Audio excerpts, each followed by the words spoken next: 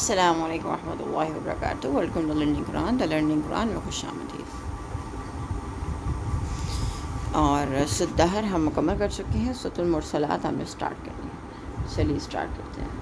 اعوذ باللہ من الشیطان الرجیم، بسم اللہ الرحمن الرحیم۔ والمرسلات عرفا، ان ہواؤں کی قسم جو دھیرے دھیرے چلتی ہیں۔ فالعاصفات عصفا، پھر زور پکڑ کر جھکڑ بن جاتی ہیں۔ والناشرات نشرا، اور بادلوں کو اٹھا کر پھیلا دیتی ہیں۔ فالفارقات فرقا، پھر انہیں پھاڑ کر جدا کرتی ہیں۔ ہواؤں کی اقسام اور صفات۔ کرۂ زمین کی سطح پر اللہ تعالیٰ نے ہوا کا ایک کرہ بنا دیا ہے، جو ہر خشکی کے جاندار کے لیے پانی سے بھی زیادہ ضروری ہے۔ پانی کے بغیر تو انسان ایک آدھ دن تک زندہ رہ سکتا ہے، مگر ہوا کے بغیر 2-4 منٹ بھی زندہ نہیں رہ سکتا۔ تو جس طرح پانی کی بہت سی اقسام ہیں، کوئی پانی میٹھا ہوتا ہے، کوئی کھاری ہوتا ہے، کوئی نمکین ہوتا ہے، کوئی گدلا، کوئی صاف اور شفاف، کوئی ہلکا پانی، کوئی بھاری پانی، اور کوئی معتفن اور بدبودار۔ اسی طرح ہواؤں کی بھی بہت اقسام ہے۔ باد نسیم اور باد صبا کا انسان کی طبیعت پر بڑا اچھا اثر پڑتا ہے، جبکہ باد سرسر اور باد سموم سخت نقصان دہ ہیں۔ کچھ ہوائیں مشرق سے مغرب کو چلتی ہیں، کچھ مغرب سے مشرق کو، پھر کچھ ہوائیں نرم رفتار سے دھیرے دھیرے چلتی ہیں، کبھی ایک دم حبس ہو جاتا ہے، ہوا چلنے سے رک جاتی ہے تو انسان کا دم گھٹنے لگتا ہے۔ کبھی یہ ہوائیں آندھی اور جھکڑ کی صورت اختیار کر کے درختوں اور مکانات کو تہس نہس کر ڈالتی ہیں۔ کچھ ہوائیں خوشبو اڑا کر لاتی ہیں اور معطر ہوتی ہیں، اور کچھ ہوائیں بدبودار اور بیمار کر دینے والی ہوتی ہیں۔ غرض ہواؤں کا ایک الگ عالم ہے، جن میں ان مختلف اقسام کی موجودگی کے باوجود ایک نظم و ضبط ہے۔ یہ ہوائیں گرمی، سردی، موسم کی تبدیلی اور میں مؤثر کردار ادا کرتی ہیں۔ کچھ ہوائیں بادلوں کو اکٹھا کرتی ہیں اور جوڑ دیتی ہیں، کچھ دوسرے جڑے ہوئے بادلوں کو ایک دم پھاڑ دیتی ہیں۔ ان آیات میں اللہ نے 4 قسم کی ہواؤں کی قسم اٹھائی ہے اور اپنی قدرت کاملہ کی طرف انسان کی توجہ مبذول کرائی ہے۔ فالملقیات ذکرا، پھر دلوں میں اللہ کی یاد ڈالتی ہیں۔ پھر الٹا کرنے والے فرشتوں کی قسم، ذکرا وہی، پھر دلوں میں اللہ کی یاد ڈالتی ہیں۔ فالملقیات ذکرا سے بھی ہوائیں ہی مراد لی ہوئی ہیں، کیونکہ آواز بھی ہوا کے ذریعے ہی لوگوں کے کانوں تک پہنچتی ہے، اور اگر ہوا نہ ہوتی تو وہی کی آواز نہ لوگوں کے کانوں میں پڑ سکتی تھی، نہ اس سے وہ کچھ نصیحت حاصل کر سکتے تھے۔ اور بعض مفسرین نے اس سے مراد فرشتے لی ہیں، جو وہی کو پیغمبروں کے دلوں میں ڈالتے ہیں یا دوسرے لوگوں کے دلوں میں القاء و الہام کا سبب بنتے ہیں۔ عذراً او نذرا، عذر کی صورت میں یا ڈرانے کی صورت میں۔ عذراً او نذرا کا تعلق صرف سابقہ آیات سے ہے، یعنی پیغمبر کے دل میں وحی یا لوگوں کے دل میں القاء و الہام کا ایک فائدہ تو یہ ہے کہ ان کے لیے اللہ کے ہاں اپنی گمراہی کے لیے کوئی عذر باقی نہ رہے اور ان پر تمام حجت ہو جائے، اور عذاب کے وقت یہ نہ کہہ سکے انہیں پہلے سے خبر نہ تھی۔ اور دوسرا فائدہ یہ صرف ان لوگوں کے لیے ہے جو اللہ سے اسے دیکھے بغیر ڈر جاتے ہیں اور اپنے برے انجام سے ڈر کر اللہ کے اطاعت گزار بن جاتے ہیں۔ انما توعدون لواقع، کہ جس چیز کا تم سے وعدہ کیا جاتا ہے وہ ضرور واقع ہوگی۔ ان 5 چیزوں کی قسم اٹھا کر انہیں بطور شہادت پیش کرنے کے بعد فرمایا کہ جو پروردگار تمہاری انتہائی اہم ضرورت کی چیز سے ایسے کام لے سکتا ہے تو وہ تمہاری تباہی کا سبب بھی بن سکتے ہیں، اور تمہیں صرف ایک ہوا کے ذریعے راحت سے بھی دوچار کر سکتا ہے اور رنج سے بھی۔ کیا وہ اس بات پر قادر نہیں کہ جس جزا اور سزا کا تم سے وعدہ کیا جا رہا ہے اسے وجود میں لے اور اسے واقعہ کر کے دکھائے؟ فَإِذَا النُّجُومُ طُمِسَتْ، جب ستارے بے نور ہو جائیں گے۔ وَإِذَا السَّمَاءُ فُرِجَتْ، اور آسمان پھاڑ دیا جائے گا۔ وَإِذَا الْجِبَالُ نُصِفَتْ، پہاڑ ریزہ ریزہ کر کے اڑا دیے جائیں گے۔ ان 3 آیات میں قیامت کے واقع ہونے کے دن کی 3 علامات بتائی گئی ہیں۔ ایک یہ کہ ستارے تمہیں آسمان پر جگمگ کرتے نظر آتے ہیں، ان کا نور سلب کر لیا جائے گا، یہ دھندلا جائیں گے اور گدلے گدلے سے داغ نظر آئیں گے۔ اور دوسرے مقامات پر فرمایا کہ وہ جھڑ پڑیں گے، ایسے جیسے کسی نے جھٹک کر پرے پھینک دیا ہو۔ دوسری علامت یہ ہے کہ آسمان کی نیل کچھ چھت جو تمہیں اپنے سروں پر نظر آتی ہے، اس کی ہمواری اور یکسانی میں کوئی فرق نظر نہیں آتا۔ اس نیلی چھت میں دڑانے اور شگاف پڑ جائیں گے۔ ستاروں اور سیاروں کی باہمی کشش جس سے کائنات نظام قائم ہے ختم ہو جائے گی، اور یہ دو علامتیں تو آسمان پر ضرور ہوں گی، اور تیسری علامت زمین پر یہ نظر آئے گی کہ پہاڑوں جیسی عظیم الجثہ اور سخت مخلوق کی جڑیں زمین میں ڈھیلی پڑ جائیں گی، ان کا ایک حصہ دوسرے پر گر گیا، پہاڑوں کے طویل سلسلے ریزہ ریزہ ہو جائیں گے۔ پھر اسی پر معاملہ ختم نہ ہوگا، بلکہ پہاڑوں کے ان ریزہ ریزہ شدہ ذرات کو ہوا اڑاتی پھرے گی۔ وَإِذَا الرُّسُلُ أُقِّتَتْ، اور رسولوں کی حاضری کا وقت آ پہنچے گا۔ اس طرح موجودہ ارض و سماوی نظام دھرم برہم ہونے کے ساتھ یہ قیامت قائم ہو جائے گی۔ تمام مرے ہوئے لوگوں کو زندہ کر کے زمین سے نکالا جائے گا، اور سب سے پہلے رسولوں سے اپنی اپنی امت کے متعلق شہادت طلب کی جائے گی کہ جب تم نے لوگوں کو میرا پیغام پہنچایا تھا تو انہوں نے کیسا رد عمل کیا تھا۔ لِأَيِّ يَوْمٍ أُجِّلَتْ، بھلا کس دن کے لیے نمور میں تاخیر کی گئی۔ کافی لوگ عذاب کے لیے اور قیامت کے لیے جلدی مچاتے ہی رہے، مگر اللہ تعالیٰ نے ان کے مطالبے کی کچھ پرواہ نہ کرتے ہوئے اس دن کے وقوع میں اتنی تاخیر کر دی جتنی اس کے اپنے اندازے کے مطابق پہلے سے طے شدہ تھی، اور جب وہ طے شدہ وقت یا دن آ پہنچا تو پھر اس میں مزید تاخیر ناممکن تھی۔ لیوم الفصل، فیصلے کے دن کے لیے یہ تاخیر اس لیے کی جاتی رہی کہ جتنی مدت اللہ کے یہاں دارالامتحان کے لیے مقرر کی گئی تھی وہ پوری ہو جائے، اور تمام لوگوں کا امتحان کا نتیجہ بولنے کا وقت آ جائے۔ یوم الفصل کا ایک مطلب تو یہ ہے کہ تمام لوگوں کو ان امتحان کا نتیجہ اور فیصلہ سنا دیا جائے کہ کون جنت کا مستحق قرار پاتا ہے اور کون دوزخ کا۔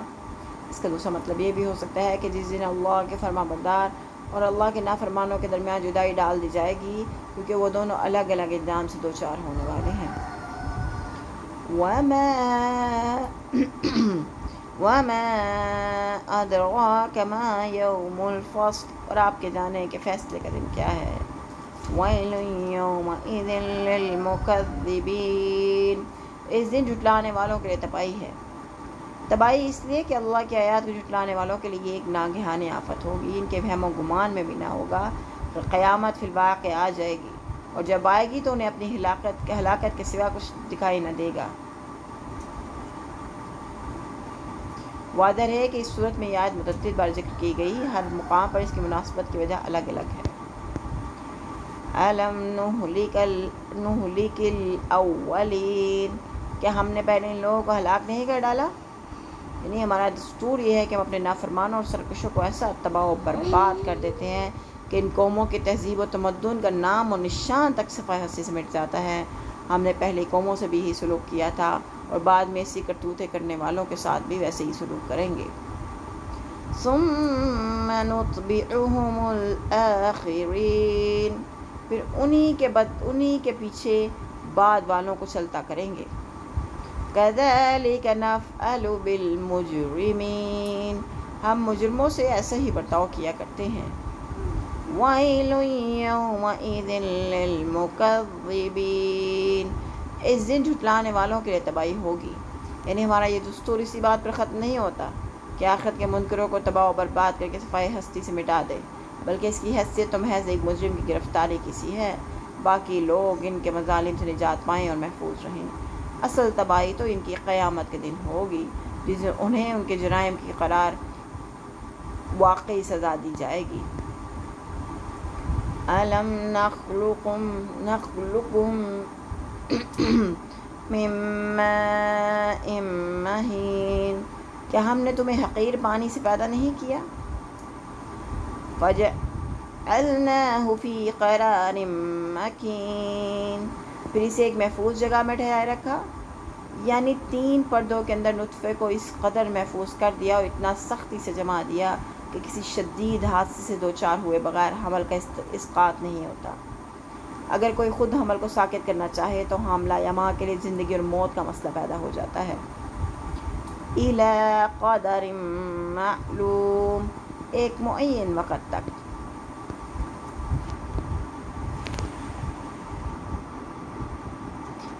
یہ معین وقت اگرچہ عموماً 9 ماہ سمجھا جاتا ہے، لیکن اس میں کمی بیشی بھی ممکن ہے۔ یہ اللہ ہی بہتر جانتا ہے کہ عورت اور مرد کے نطفے میں کس قدر قوت یا کمزوری ہے۔ ان دونوں میں سے کسی ایک میں ہے تو اسی نسبت سے مدت میں کمی بیشی ہوتی رہتی ہے، اور بچے کی نشو و نما جب رحم مادر میں مکمل ہوتی ہے تو وضع عمل کا وقت آ جاتا ہے۔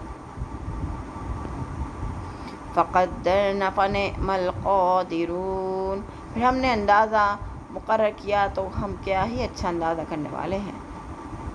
اندازہ یہ ہے کہ جب تک بچے کی پوری قوت اور اس کے اعضاء مکمل نہیں ہوتے، بچہ رحم مادر میں ہی رہتا ہے، اور جب ہر قسم کی نشو و نما مکمل ہو جاتی ہے تو اس کے بعد ایک دن بھی بچہ رحم مادر میں نہیں رہ سکتا۔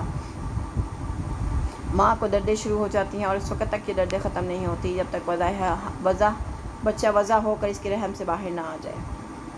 وَيْلٌ يَوْمَئِذٍ لِّلْمُكَذِّبِينَ، اس روز جھٹلانے والوں کے لیے تباہی ہے۔ یعنی انسان کا نطفہ بے جان غذاؤں سے بنا تھا، اللہ نے اس کی نشو و نما کی، اس میں جان ڈالی اور اسے ایک جیتا جاگتا انسان بنا کھڑا کیا۔ اس کے باوجود جو لوگ موت کے بعد دوبارہ زندگی کے منکر ہیں، ان کی عقلوں پر افسوس ہے، اور ان کا انجام تباہی کے سوا کیا ہو سکتا ہے۔ أَلَمْ نَجْعَلِ الْأَرْضَ كِفَاتًا، کہ ہم نے زمین کو سمیٹ کر رکھنے والی نہیں بنا دیا۔ أَحْيَاءً وَأَمْوَاتًا، زندوں کو بھی اور مردوں کو بھی۔ کفاتہ بمعنی کسی چیز کو جمع کر کے اسے اپنے قبضے میں لے لینا، سنبھال لینا، سمیٹ لینا۔ اور کفئی بمعنی توشہ دان، اس میں خوراک اور سامان خوراک سنبھال کے رکھتے ہیں۔ مطلب یہ کہ انسان کی زندگی اور موت اور پھر دوبارہ زندگی زمین ہی سے وابستہ ہے۔ انسان زمین یا مٹی سے پیدا کیا گیا اور یہ بے جان چیز ہے۔ پھر انسان نے زمین سے پیدا ہونے والی بے جان اشیاء کھائیں جو اس کی زندگی کی بقا کا ذریعہ بنی۔ پھر انہی بے جان غذاؤں سے اس کا نطفہ بنا جس میں زندگی کے آثار تھے۔ پھر اسی نطفے سے انسان کو بنایا گیا، پھر مرنے کے بعد اسی مٹی میں چلا جاتا ہے، اور مرنے والے خواہ لاکھوں کی تعداد میں ہو، زمین ان کو اپنے اندر محفوظ کر لیتی ہے۔ گویا یہی زمین زندہ انسانوں کو بھی سنبھالے ہوئے ہے، مردوں کو بھی اپنے اندر سے خارج نہیں کرتی بلکہ سنبھالے رکھتی ہے۔ پھر جب اللہ چاہے گا تو انہیں مردہ انسانوں کو نکال کر باہر کرے گی، بالکل اسی طرح جس طرح اس کے اندر سے نباتات اگ کر باہر نکل آتی ہیں۔ وَجَعَلْنَا فِيهَا رَوَاسِيَ، اور ہم نے رکھے اس میں پہاڑ، شَامِخَاتٍ، اونچے اونچے، وَأَسْقَيْنَاكُم مَّاءً فُرَاتًا، اور ہم نے تمہیں میٹھا پانی پلایا، اور اس میں بلند و بالا پہاڑ جما دیے اور تمہیں میٹھا پانی پلایا۔ زمین سے انسان کا دائمی تعلق۔ پھر اسی زمین میں بلند و بالا پہاڑ پیدا کر دیے جو سمندروں سے اٹھنے والے آبی بخارات کو ٹھنڈا کر دینے اور بارش کے قطرے بن جانے میں مدد دیتے ہیں، اور ان آبی بخارات کے رخ بدل دیتے ہیں جس کے نتیجے میں پہاڑوں پر برف بھی جمتی ہے، بارشیں بھی خوب ہوتی ہیں۔ یہی پانی کچھ تو ندی، نالوں، نہروں اور دریاؤں کی صورت میں بہتا ہے اور انسانوں اور کھیتوں کو سیراب کرتا ہے، اور اسی بارش کے پانی کا کثیر حصہ زمین میں جذب ہو جاتا ہے تو سطح زمین کے نیچے خاصی گہرائی میں پانی کی نہریں اور دریا رواں ہو جاتے ہیں۔ پانی کے یہ محفوظ ذخیرے اس وقت کام آتے ہیں جب بارش برسنے میں دیر ہو جائے، تاکہ انسان مصنوعی آبپاشی کے ذریعے اپنے کھیتوں کو اور اپنے آپ کو سیراب کر سکے۔ علاوہ ازیں پہاڑوں سے معدنیات نکل رہی ہیں، زمین سے کئی طرح کے سیال اور گیس کے خزانے برآمد ہو رہے ہیں۔ جو انسان کی آبادی بڑھتی جا رہی ہے، زمین بھی اپنے نئے نت خزانے اگل رہی ہے۔ گویا یہی زمین زندوں کی زندگی کے بقا کے لیے بھی کافی ہے اور دنیا جہاں کے مردوں کو بھی سنبھال کے رکھے ہوئے ہے۔ سورۃ مرسلات کی آیت نمبر 27 ہم نے یہاں مکمل کر لی۔ انشاءاللہ نیکسٹ ویڈیو میں ملاقات کرتے ہیں۔ ٹل دین ٹیک کیئر، اللہ حافظ۔